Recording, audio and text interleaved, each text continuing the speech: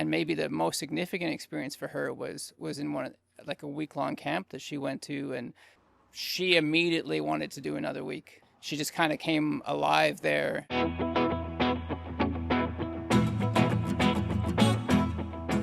Welcome to another SOS We Are Community podcast. I'm Lissa, and this is Zoe. And today we're talking about an SOS program that helps local children and youth register in recreation and sports activities that would otherwise be out of reach for their families.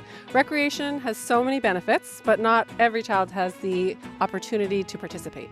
A recent BC government study found that 1 in 3 children in British Columbia cannot access organized sports due to cost. So SOS has been providing financial assistance to local children and youth since 1972. The SOS Recreation Assistance for Children and Youth program provides financial assistance for low-income and eligible families so they can register their children in sports and summer camps. And we know recreation is so much more than just having fun. It's about building confidence, making new connections, making new friends, and having access to physical activity and positive mentorship in the community.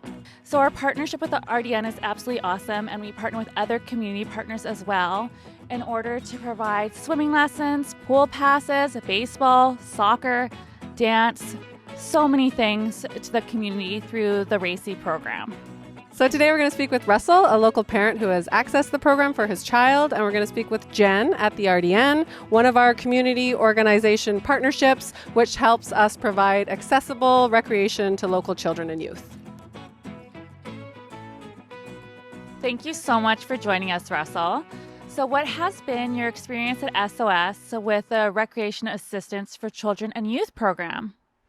So this is a program that my kids have benefited from quite a lot. Like, they've been in a number of different classes, like from the LIT program, there was a clay program, they've been to a couple of camps. So it's something we've used quite a lot. Yeah. My youngest, her name is Michaela. She's 10 years old.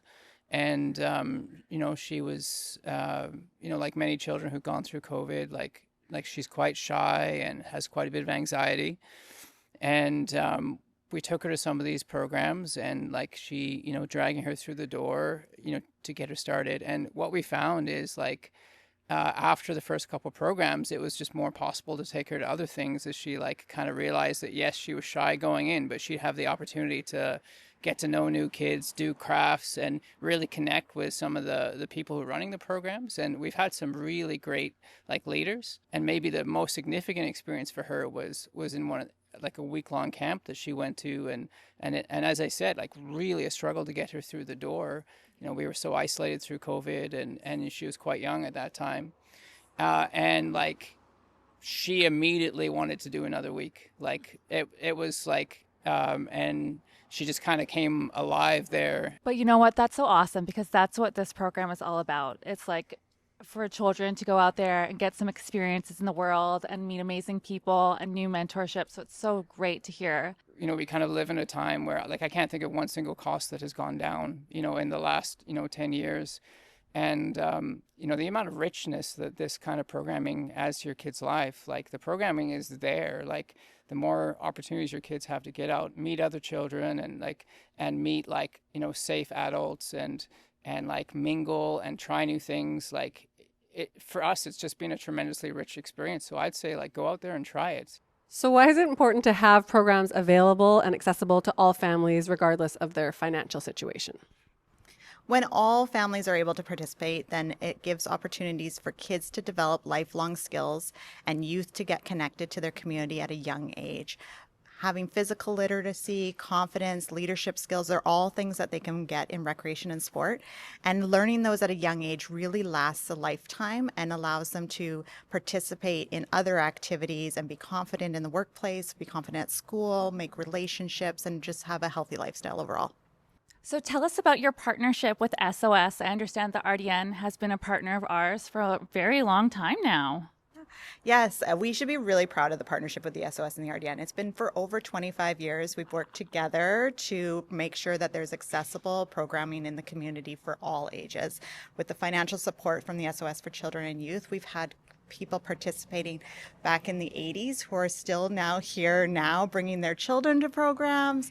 They have become leaders here at the RDN, have now become professionals in our community, and are choosing to raise their families here and bring them back. So this is a very unique opportunity that only has existed in the RDN. I've worked in the recreation field for over 20 years, and I have never heard of any other community that has this type of partnership with a nonprofit to provide this type of access. We actually get questions about it from other communities. You know, I'm a person who's much better at helping others than I am at like receiving, you know, help or like free programming or that sort of thing. So it's just really, it's fantastic to have people in the area, like, you know, supporting us, and, you know, people raising young families, sort of the next generation. And yeah, I'm very grateful, and I just want to thank the people who put their time and money into these programs. And I would definitely want to say thank you to them. So what is the most valuable part of the RDN's partnership with SOS, would you say? I think that both the SOS and the RDN are such long-standing community organizations with reputations that are excellent and well-deserved within this community. So the fact that we have consistently been able to work together to provide quality programs and opportunities for our residents is so valuable. When children have the opportunity to participate, they build confidence, skills, friendships, and a sense of belonging that can last a lifetime. And studies suggest that children who are physically active have better focus and memory. So to learn more about the recreation assistance for children and youth in our community, please contact SOS or come on into the SOS Community Services Center in Parksville. So don't forget to follow us on social media for inspiring stories. And if you like this podcast video, subscribe to our YouTube channel. Thanks for watching. And we'll see you next time. Last year, SOS supported 79 children and youth with over 166 activities through the RACI program.